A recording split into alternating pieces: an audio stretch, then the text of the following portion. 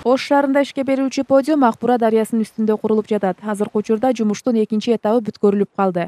Курулуш бардык экологиялык жана техникалык коопсуздукту сактап, сапаты боюнча талаптарга жооп берет. Бул жерде бардык бул строительный нормалардын бардыгы СНИП боюнча колдонулат.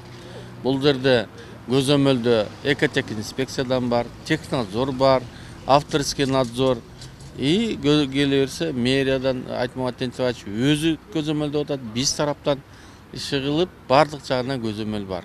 Долбоор уникалдуу болуп, Кыргызстанда эле эмес, Борбор Азияда да мындай маданий объект жок деп билдирет кала жетекчилиги. Каражаттын 80% 3 көпүрөнүн курулушунан үнөмдөлгөн Орусиянын грантынан жумшалат. Калганы жергиликтүү казынадан сарпталат. Курулушту тендер аркылуу уткан Суу Транс жоопкерчилиги чектелген коому аткарууда. Жакшы ой менен башталды.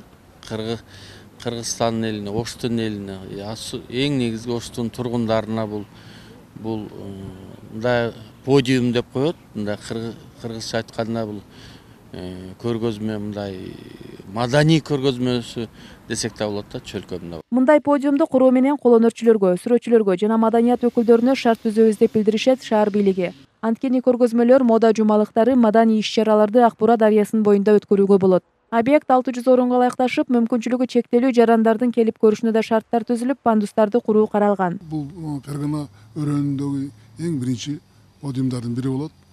Анан биздин дизайнерлерибиз бар, биздин жанакы костюмерлерибиз бар, биздин көп чыгармачылык жамааттарыбыз бар. Көрүнгөндөргө чыгара бербейбиз.